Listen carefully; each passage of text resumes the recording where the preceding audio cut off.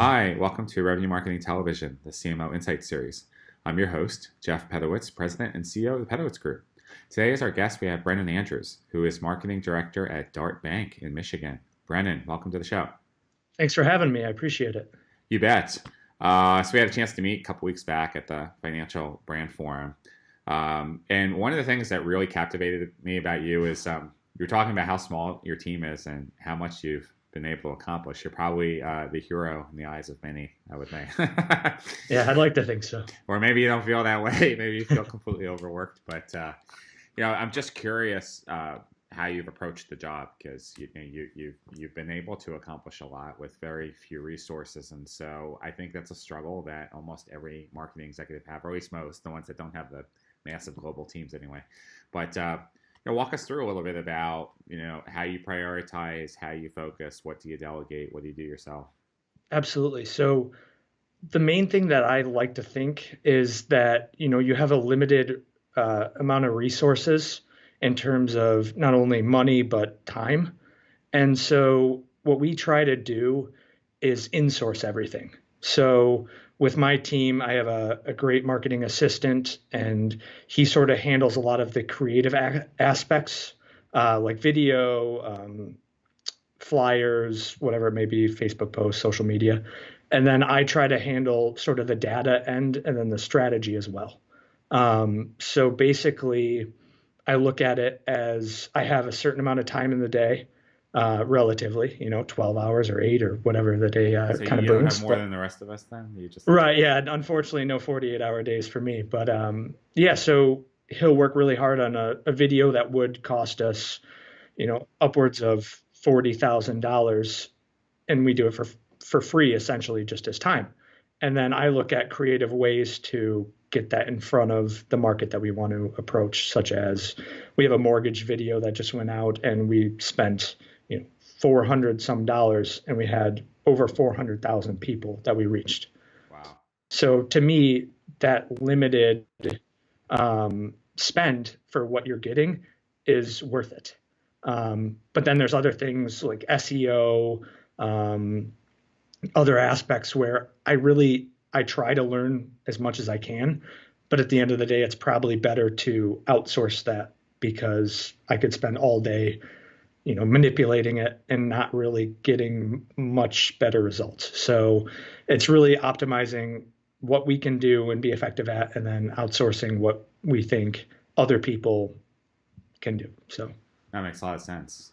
yeah. So being in banking, every industry is being disrupted by just changing buying patterns, customers, technology. But banking is one I think of a lot. I mean, people don't even go to branches anymore, practically, right? They're doing mobile banking. So how is that impacting you as a marketer? Because you're still trying to attract customers, right, and then get them to buy or invest in additional products. How do you do that in today's environment? Yeah, of course. So basically, we have all the technology that a massive bank would have.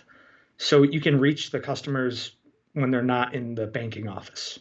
So, we send out insightful emails. We don't really product push. It's more of trying to be that resource. And then, banking's a big part of people's lives. Some of the most important decisions, your money, obviously, which everyone cares about. So they kind of rely on us to provide them insightful answers to tough questions. So whether they come into a physical office, it doesn't really matter, because they can reach us through email, chat, whatever that may be, to help them. And they're still getting the service that we want to provide them. So, it really doesn't benefit me a ton for you to walk into our office if you can call me and get that same level of service and the products you want at that time through the phone. How are you doing that, though, from an operations perspective? Because, I think that's everyone's goal, right? Everyone wants to deliver a cohesive customer experience, but for a lot of times it's a lot harder than that, because maybe they haven't designed their systems and processes specifically around the customer, so they're always playing catch up, I guess, a little bit. And I think maybe there's a difference between delivering good customer service and delivering a good customer experience. Right, and I think it's both. A lot of it goes to training. So we do a good job of, those people that will face the customer and then also speak with the customer are very well educated on, empowering them to make those decisions and recommendations. So if you have a person that has, a checking account and our banker realizes, there's something better, even though it might cost the bank a little bit more for them, they're empowered to say, hey, I've looked at your account. I've noticed that, we have more beneficial products for you, and sort of just empowering them to help them with their personal lives in that way. So that is kind of the personal level. The technology, obviously, we actually installed interactive teller machines so they can go and speak to their personal banker through the ATM, which has been really interesting because they're getting that same service. And instead of it being just I'm withdrawing cash or making a deposit, they're having a financial discussion. Seems like an interesting dynamic because this is the ATM machine. No one ever taught us this, but there's that respectful rule, right? If someone's in front of you, you kind of stand about 6 feet back. Now that's though we were all quiet. You don't. So now someone's having a conversation. Do you still stand 6 feet back? Do you stand 12 feet back? Like, do you feel like you're somehow eavesdropping on the person if they're having a conversation at the ATM? Yeah, I really don't find that we have problems with it at all. We also have a chat feature. So if it is something extremely confidential, they do have that feature. And then they can also use headphones that we have.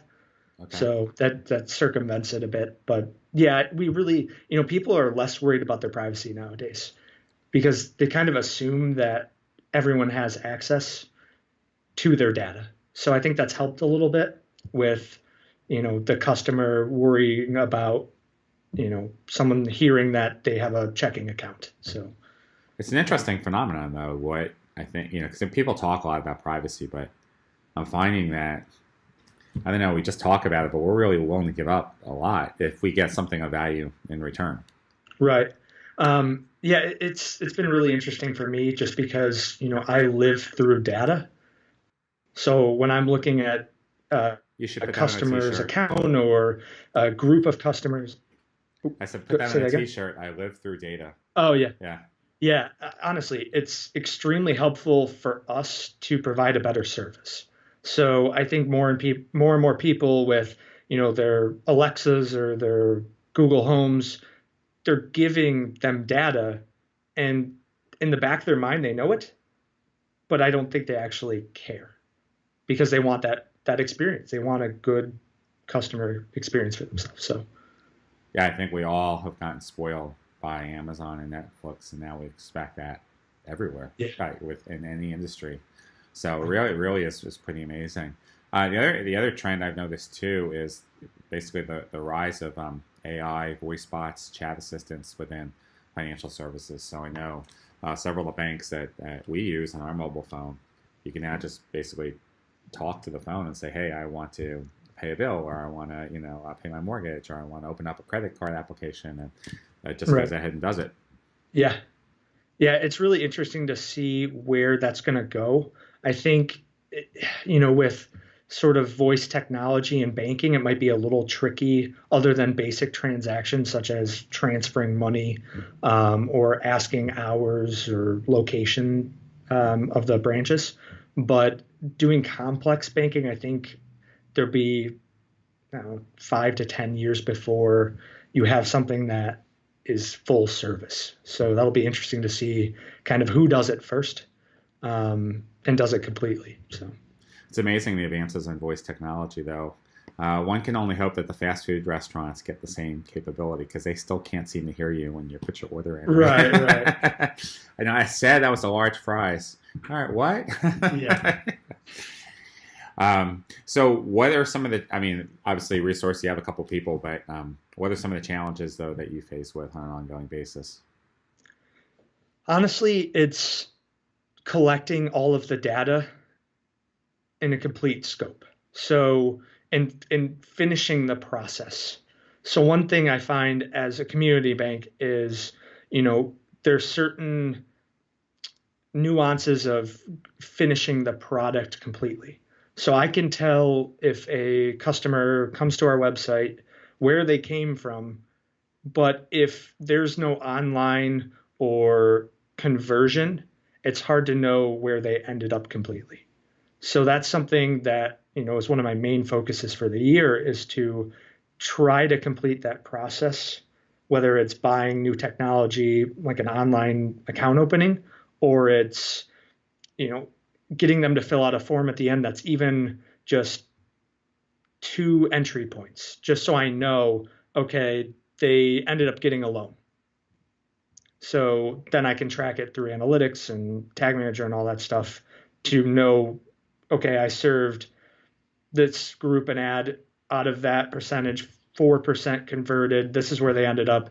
And then showing the different departments, this is why I'm doing it, or hey, we need to adjust. So I think it's really getting all that data, putting it in a way that is easy for people that don't work in marketing to understand, and then adjusting. On the back end, are your databases unified? Like your checking, your loan application, mortgage, like all those. Do you have them connected, or are they disparate? Yeah, so most of them are through just our core provider.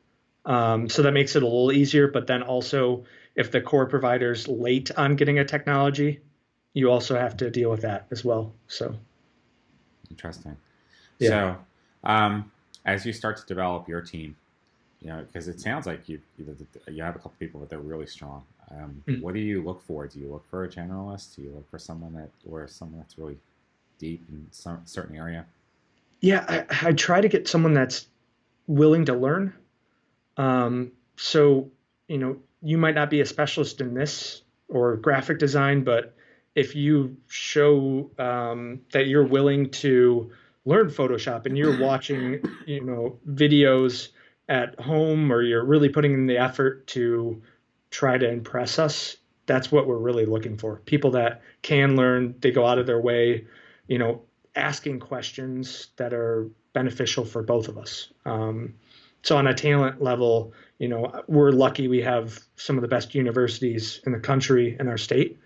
And so we can pull from there, or if, we have a lot of banking specialists as well that we can pull from Michigan. So it's sort of a mix between eagerness to learn and then, if you're looking for a credit person, and we have, experts in that field, and then they hire another person they either know or were impressed with who they met. So Yeah, I think for all of us that probably applies, right? Because things keep changing so fast. You're constantly learning and yeah, re-educating. So it seems like we're all trying to relearn and get educated because there's every year there's something new that we're trying to get up to speed on. yeah, it's pretty amazing to me with Google and Facebook and all the algorithms, and even Adobe changed a lot of their products and how they work, and you could almost spend weeks just trying to learn the updates. So just kind of adjusting on the fly. And then again, the marketing specialist is amazing. He really works hard to keep up with all the updates and any new features. I know personally with Adobe XD that came out and they did a bunch of changes, and I was really interested in that. So just spending the extra time to, you know, instead of watching a Netflix episode, you watch a 40-minute tutorial video and take notes at home, because that's what you need to do to be an elite marketer. You have to spend time outside of your job because you get bogged down by 1,000 requests. And so it's sort of just changing the mentality of, work doesn't stop at 5 necessarily. You're making yourself a better person if you challenge yourself to learn outside. So Yeah, it's gotta be pretty sobering to tell the recent college graduate who thinks they're done, right? Like, no, yeah, you're actually, yeah, you got to keep going. yeah, yeah. Yeah. So, looking forward, do you see any major trends that are going to impact banking from a technology perspective or just an industry trend overall? Yeah, I mean, I think it'll be interesting to see, you know, the coin term millennial, but I'm thinking even more of Gen Z, just how, with Venmo and other, Acorns, whatever it may be, those fintech companies, Hmm. and how that changes their perspective on banking. Obviously I grew up with all that technology, and I have bank accounts at different institutions, and So it's interesting to see, we've combated, Venmo and payment technologies. Obviously, Zelle recently came out with our own P2P that we do through our core. So it's just sort of adjusting and keeping those customers activated. So as a 22-year-old or 20-year-old in college, if your bank is like, okay, we're going to make the effort to make this easier for you, you're more likely to retain that customer. So it might be a little catch up because a lot of the fintechs are ahead of their time. But again, the banking industry is willing to either buy that technology or adapt and make it themselves. So it will be interesting though. Time will tell. I mean, even voice will be interesting. I know I read a Deloitte article. They have an insight article that comes out, and I guess voice is up 140% Hmm. um, from year over year, and we'll see when that actually impacts the Yeah, banking industry more than more. fifty So, percent of all search on right. any platform will be voice by next year. Hmm. So it is rapidly changing. It's the same. Right. I envision within a couple of years just websites that are completely white because you don't need an interface if everything is voice and conversational driven. And if you're just talking to be a voice, what do you need an interface for, right? Because there's nothing to display, there's no content. Right. You actually have to do it through a conversation. Yeah. Right. Um, Yeah. Go ahead. Go ahead. Yeah, go ahead. It'll be interesting to see just because, again, I don't have any voice in my home. I don't use Siri. Um, it's not something I can type quicker than the message can actually record my voice. So um, we'll see how many people eventually adapt because I think there still will be, you know, the traditional, well, modern traditional forms of Sure. websites and stuff like that. But I think there will be gradual adaptation as well. So, Fascinating times for sure. oh yeah, definitely. Well, hey, thanks a lot for being on the program today. Great insights. Great to see how successful you are. Thank you. And we'll Appreciate have it. to have you back again. Of course. Thank you. You bet.